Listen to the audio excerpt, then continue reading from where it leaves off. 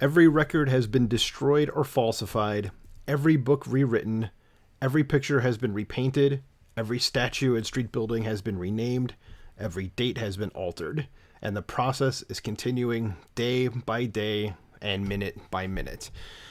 Those of you listening may recognize that as a quote from the book 1984 by George Orwell.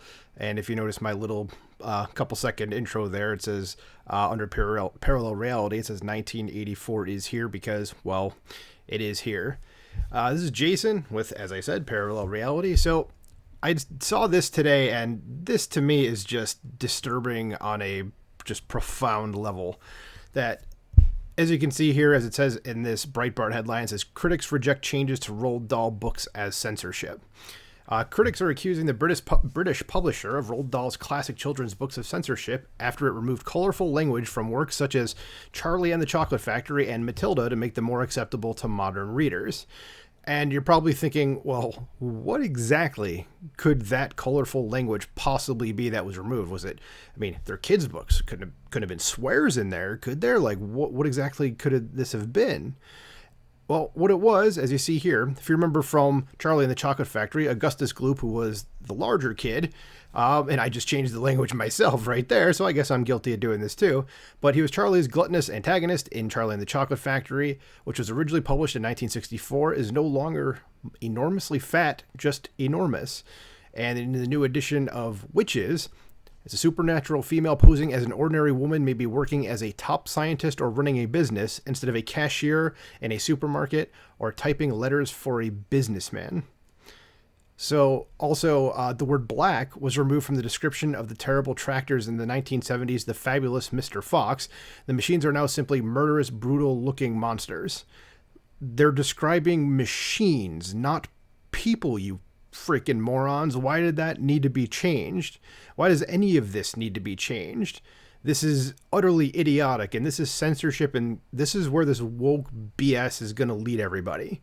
Okay, is down this path of everything is going to have to be rewritten at some point, because there's a handful of people out there, and keep in mind these woke people are maybe 10% of the population, if even that much. Okay, and I'm talking about specifically, I'm getting that number from like the amount of people that identify as far left, because that's what these people are. Okay, and I'm pushing it up a bit, so it's probably closer to like maybe 7 or 8%, but I'm just going to say 10% because that's a nice round number to use. And apparently, everybody around the world now has to follow this. We have to suddenly books that we're going to read are just going to be cleansed, if you will, I guess. And it reminds me of, I think it was the TV show Community, where they were trying to figure out what their mascot should be, and they ended up going with, I think, like just the human beings, because it was completely neutral and couldn't possibly harm anybody.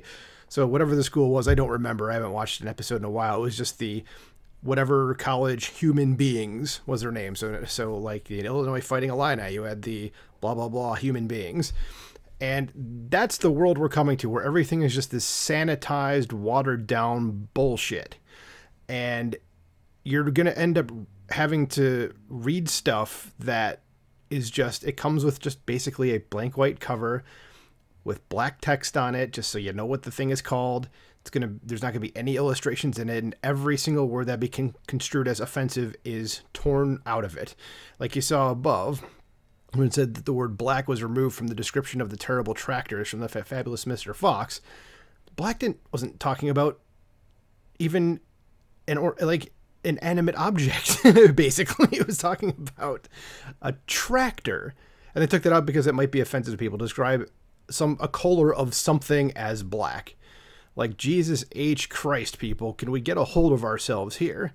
And of course, going down this article a little further here, it says the language is reviewed in partnership with Inclusive Minds, a collective which is working to make children's literature more inclusive and accessible. And notice how they say stuff like this, but it's not doing that, though.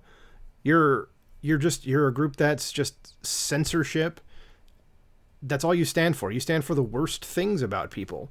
People aren't worried about, like, how many kids over generations have read his books and haven't come out of it being like, horrible people, and then you're like, oh my god, how'd you end up so bad? Oh, I read Roald Dahl's books. That's what did it for me. You know, it was Charlie and the Chocolate Factory. Damn it. No one's done that. What the hell is this shit? You know? And, you know, scrolling down a little bit here, you know, something I didn't know about him was that apparently he was a bit of an anti-Semite. I myself am a Jew. I didn't know this at the time I was reading his books. You know, what was it, 30 plus years ago it would have been. But in the same way, you know, that you got to look at this and go, you're just going to separate the art from the artist. You know, people knew that and they still read his books. I don't have a problem with that. Okay. Even though he would have hated me for what I am.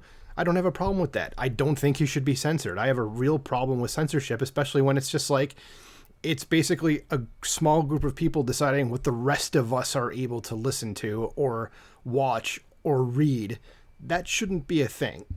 This this company, who is this? Penguin Books, I think I saw, or it's here now.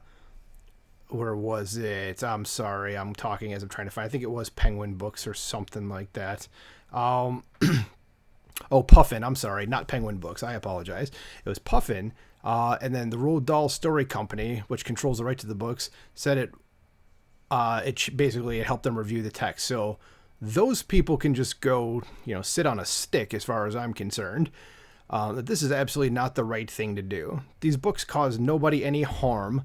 They're inclusive as all hell as it is, and purposely removing stuff from a story just to not hurt people's feelings. That's not what inclusivity is. Do you guys like know the definitions of the words that you're using?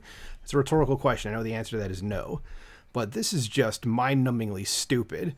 So I just wanted to, I don't know if anybody heard this, I wanted to bring it to people's attention out there and just kind of be like, you know, hey, this is what's going on. And I kind of share this lady's quote down here. It's a woman named Laura Hackett, is a childhood fan of Dahl, who is now deputy literary editor of London's Sunday Times newspaper, said the editors at Puffin should be ashamed, correct, of the botched surgery they've carried out on some of the finest children's literature in Britain, correct. Says, as for me, I'll be carefully stowing away my old original copies of Dahl's stories so that one day my children can enjoy them in their full, nasty, colorful glory. Bingo. That's exactly what you should be doing. This is why people in my sphere say buy physical media.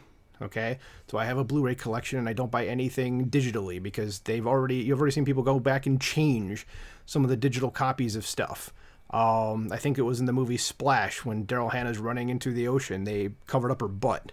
You know, and even though the movie's rated PG anyway, whatever, you know, and this is what they're going to start doing with, I guess, all new entertainment that's going to come out now, something from the past.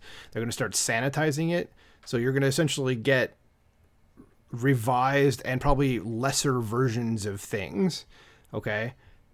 1984 was not a manual. It was not a how-to-do manual of what needs to be done.